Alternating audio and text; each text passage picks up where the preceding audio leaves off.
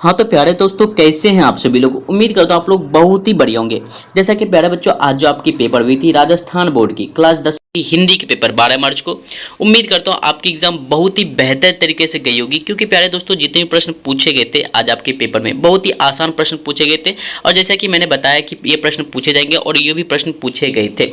चलिए, अब क्या करना है, आपको सभी प्रश्नों का उत्तर एक बार मिला लेना है कि आपने 80 नंबर में से कितने नंबर का जवाब आपने बोर्ड एग्जाम में सही सही दिए हैं। चलिए देखते हैं आज जो आपकी पेपर हुई थी, जैसे कि हिंदी की पेपर हुई थी। Question booklet number right side में आपको दिया गया होगा। उसके बाद लेफ्ट साइड में आपको कोड, एक क्यूआर कोड दिया गया है। बीच में आपको क्या करना था, रोल नंबर लिखना था, जिसमें कि 113767 जो आपका विषय कोड था S01 हिंदी का पेपर था। एनुअल एग्जामिनेशन था, यानी कि सेकेंडरी एग्जामिनेशन 2025। समय दिया गया था 3 घंटा 15 मिनट, जो कि पूर्णांक था 80 मार्क्स का था। परीक्षार्थी के लिए कुछ निर्देश दिए गए थे कि परीक्षार्थी सर्वप्रथम अपने प्रश्न पत्र पर नामांक यानी कि रोल नंबर अपना अंकित करें। सेकंड था इंस्ट्रक्शन कि सभी प्रश्नों के हल करने अनिवार्य है। प्रत्येक प्रश्न का उत्तर दी गई उत्तर पुस्तिका में ही लिखना है। उसके बाद जिन प्रश्नों का आंतरिक खंड है, जैसे section A, section B, section C, section D, उसके सभी उत्तर के साथ एक साथ लिखना है। ठीक है, अब चलते हैं प्रश्न का उत्तर आपको क्या मिला था।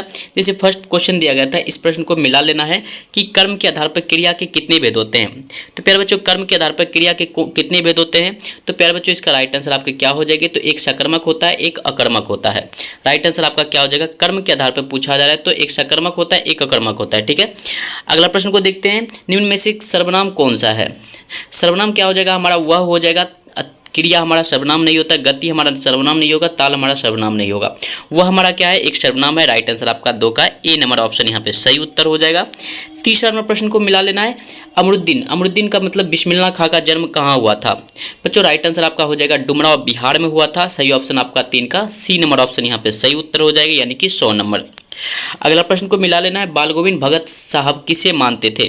तो बाल गोविंद भगत साहब किसे मानते थे। तो राइट आंसर आपका 4 का हो जाएगा, अपनी पतोह को मानते थे। राइट आंसर आपका डी हो जाएगा, यानी कि 2 हो जाएगा। अगला प्रश्न को मिला लेना है। नेताजी का चश्मा पाठ की विधा कौन सी है। नेताजी का चश्मा पाठ की विधा एक कहानी है। राइट आंसर आपका 5 का ए हो जाएगा। अगला प्रश्न को मिला लेना है। एक कहानी यह भी के लेखक कौन है। तो एक कहानी यह भी के लेखक आपके कौन हो जाएंगे। तो 6 का राइट आंसर प्यारे बच्चों हो जाएगा मन्नू भंडारी हो जाएंगे। डी नंबर ऑप्शन आपका सही उत्तर हो जाएगा। अगला प्रश्न को मिला लेना है। परशुराम अपने आप से बाहर क्यों हो गए। परशुराम आप से बाहर क्यों हो गए। राइट आंसर आपका 7 का हो जाएगा। शिव धनुष के खंडित देखकर परशुराम आप से बाहर हो गए। राइट आंसर आपका 7 का ए हो जाएगा। अगला प्रश्न को मिला लेना। उत्साह कविता में कवि ने संबोधित किसे किया है। तो 8 का राइट आंसर आपका हो जाएगा बादल को किया है। राइट आंसर आपका सी हो जाएगा। अगला प्रश्न को मिला लेना है। 9 नंबर प्रश्न क्या है। सूरदास के काव्य में किस भाषा का निखरा हुआ रूप दर्शाया गया है। तो वज्र भाषा का निखरा हुआ रूप दर्शाया गया है। राइट आंसर आपका 9 का ए हो जाएगा।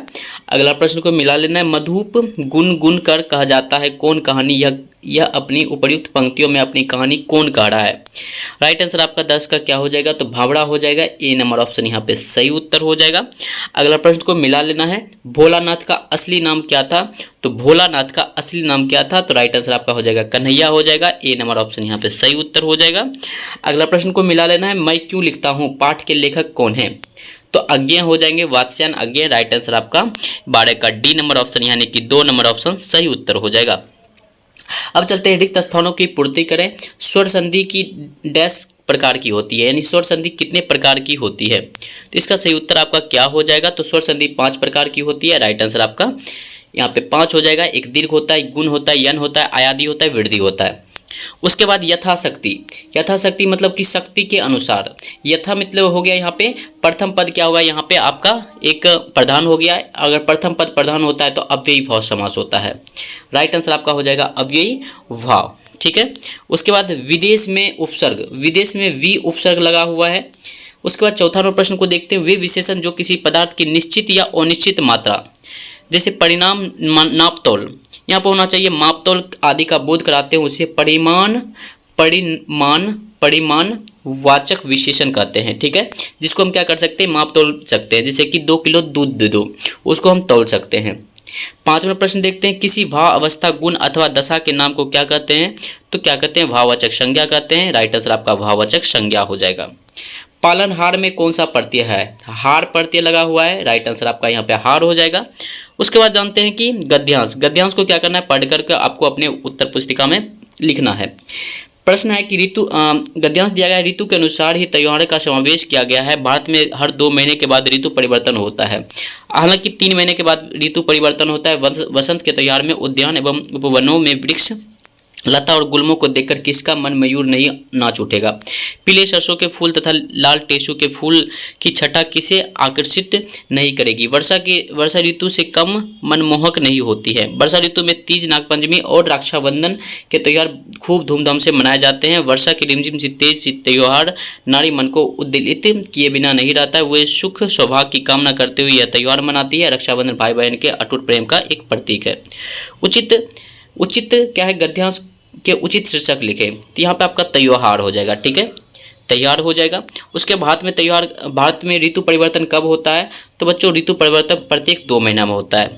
वर्षा ऋतु में कौन कौन से त्यौहार आते हैं? तो वर्षा ऋतु में कौन कौन से त्यौहार आते हैं? तीज, नागपंचमी, रक्षाबंधन त्यौहार आते हैं। रक्षाबंधन किसका प्रतीक है? तो रक्षाबंधन एक क्या है, भाई बहन के अटूट प्रेम का प्रतीक है। तो तीज का त्यौहार क्यों मनाया जाता है? तीज का त्यौहार बच्चों क्यों मनाया जाता है? तो इसका राइट आंसर आपका क्या हो जाएगा? तो इसमें वर्षा की रिमझिम तीज का त्यौहार नारी मन को उद्वेलित किए बिना नहीं रहता है, इसलिए तीज का त्यौहार मनाया जाता है। उसके बाद जानते हैं दुर्भाग्य। दुर्भाग्य शब्द का विपरीतार्थ गद्यांश को छांट कर लिखे। दुर्भाग्य का क्या हो जाएगा? तो दुर्भाग्य का क्या हो जाएगा? सुलभ हो जाएगा, एक सौभाग्य हो जाएगा। यहाँ पे सौभाग्य आपका राइट आंसर हो जाएगा। ठीक है, उसके बाद चलते हैं फिर पद्यांश में। पद्यांश में यहाँ पे पद्यांश है, तोड़ो तोड़ो तोड़ो ये पत्थर ये चट्टाने, ये झूठे बंधन टूटे तो धरती को हम जाने, सुनते हैं मिट्टी के रस जिससे उगती दुब, अपने मन को मैदाने और व्यापी कैसी उब, आधे आधे गाने। उपर्युक्त गद्यांशों को शीर्षक लिखना है। उसके बाद कवि क्या तोड़ने की बात कर रहा है? कवि पत्थर और चट्टाने तोड़ने की बात क्यों कहता है? अपने मन को मैदाने पे क्या व्याप्त है? धरती को हम कब न जानेंगे? और रेखांकित पंक्तियों का आशय स्पष्ट कीजिए। उम्मीद करता हूँ इसका आंसर आप बना दिए होंगे। उसके बाद फिर चलते हैं, एक आपको दिया गया था निम्नलिखित में से लगभग 40 शब्दों में उत्तर लिखना है। ठीक है, काशी में संगीत आयोजन का एक प्राचीन एक अद्भुत परंपरा है। यह परंपरा कौन सी है? नौबत खाने में इबादत। यह तंत्र मिश्र के द्वारा लिखा गया था, उसके आधार पर स्पष्ट करना है। उसके बाद 6वां नंबर प्रश्न है, मंडू भंडारी ने अपनी मां को धरती से ज़्यादा धैर्यवान और सहनशील क्यों कहा है? यह कहानी यह भी पाठ के आधार पर समझाइए। ठीक है, उसके बाद 7वां प्रश्न है, संगीतकार कविता के मूल संवेदना को लिखे। आंसर उम्मीद करता हूँ लिख दिए होंगे। उत्साह कविता में निराला ने बादल को किसका प्रतीक बताया है? भोलेनाथ को खाना खिलाने के लिए मैया क्या क्या उपक्रम करती है? माता का आंचल। पाठ के आधार पर बताइए। उसके बाद 10वां प्रश्न है, आज्ञा के अनुसार अनुभव और अनुभूति में क्या अंतर है? मैं क्यों लिखता हूँ? पाठ के आधार पर समझाइए। उसके बाद 11वां प्रश्न दिया गया था कि श्री गणेश करना यानी कि शुरुआत करना। मुहावरे का अर्थ होता है शुरुआत करना, प्रारंभ करना। ठीक है, उसके बाद फिर से गद्यांश दिया गया है। गद्यांश में फिर एक हवलदार वाला बताए थे कि हवलदार कब पूछा जा सकता है, तो अब हवलदार यहाँ पे पूछा गया है। अब हवलदार साहब को कुछ बात समझ में आई। एक चश्मा वाला है, चश्मा वाला का नाम क्या था? हवलदार साहब था। सॉरी, यहाँ पे कैप्टन था। क्या था? कैप्टन था। चश्मे को क्या चीज़ बुरी लगती थी? तो चश्मे को बगैर चश्मे वाली मूर्ति बुरी लगती थी। नेताजी की असुविधा पर को कैप्टन ने किस प्रकार दूर किया? तो नेताजी को असुविधा के लिए कैप्टन ने क्या किया कि उसको एक कैप्टन चश्मे वाली मूर्ति पर लगाकर फ्रेम संभवतः नेताजी से क्षमा मांगते हुए लेकर ग्राहक को देता है। ठीक है, उसके बाद चश्मा वाले मूर्ति पर फ्रेम क्यों उतार कर लेता है? तो बच्चों इसका राइट आंसर हो जाएगा कि यही आपका पूरा राइट आंसर हो जाएगा। उसके बाद चलते हैं फिर एक गद्यांश में। गद्यांश दिया गया था, जिस व्यक्ति की बुद्धि अथवा उसके विवेक से किसी भी नए तथ्य का दर्शन किया वह व्यक्ति वास्तविक संस्कृत व्यक्ति है। इसका उम्मीद करता हूँ आंसर भी लिख दिए होंगे। उसके बाद फिर एक पद्यांश दिया गया था। पद्यांश का भी आंसर बहुत ही आसान वे में था। उसके बाद बाल गोविंद भगत की मृत्यु कैसे हुई? तो 50 से 60 शब्दों में इनका आंसर लिखना है। एक बताए थे आपको एक औपचारिक या अनौपचारिक पत्र दिया जाएगा। उसके बाद दिया गया है कि हमारी हरी हरील की लकड़ी, गोपियों ने हरी को हरील की लकड़ी क्यों कहा है? पाठ के आधार पर 50 से 60 शब्दों में समझाइए। ठीक है। 16वां प्रश्न है, मंगलेश्वर डबराल अथवा सूर्यकांत त्रिपाठी निराला का कृतित्व के बारे में लिखिए। सीमा दिया गया है लगभग 40 शब्दों में। फिर उसके बाद दूसरा प्रश्न में इसमें दिया गया है कि यतीन्द्र मिश्र अथवा भदंत आदंत कैलाश के कृतित्व का संक्षिप्त परिचय दे। उत्तर सीमा दिया गया है 40 शब्दों में। उसके बाद फिर दिया गया था 17 नंबर प्रश्न में कि खैदुम 1 किलोमीटर के एरिया के बराबर जितने में लेखिका को क्या बताया है? उत्तर सीमा 80 शब्द में लिखना है। उसके बाद फिर दिया गया था, हम बताए थे अनुशासन में दिया जाएगा, अनुशासन के बारे में विषय में एक निबंध लिखना है, तो अनुशासन दिया गया था विद्यार्थी के जीवन में अनुशासन। उसके बाद स्वतंत्रता के 40 वर्ष क्या खोया क्या पाया, इसके बारे में लिखना था। उसके बाद फिर जानते हैं सैनिक शिक्षा की आवश्यकता और यदि मैं प्रधानमंत्री होता तो, 4 दिए गए थे। उसके बाद दिया गया था एक औपचारिक पत्र, एक औपचारिक पत्र, एक अनौपचारिक पत्र। एक अनौपचारिक हो गया, ये औपचारिक हो गया। औपचारिक पत्र में है, स्वयं को राजकीय उच्च माध्यमिक विद्यालय पटना के छात्र नरेंद्र बताते हुए अपने विद्यालय के प्रधानाचार्य को शैक्षणिक भ्रमण ले जाने हेतु एक प्रार्थना पत्र लिखे। उसके बाद स्वयं को मथुरा निवासी सुरेश मनाते हुए एक पुरानी साइकिल बिक्री हेतु एक विज्ञापन उचित लिखना है।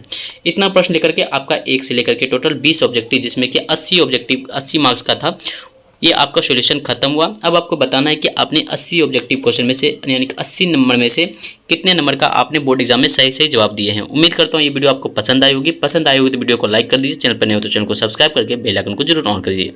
मिलते हैं नेक्स्ट वीडियो को लेकर।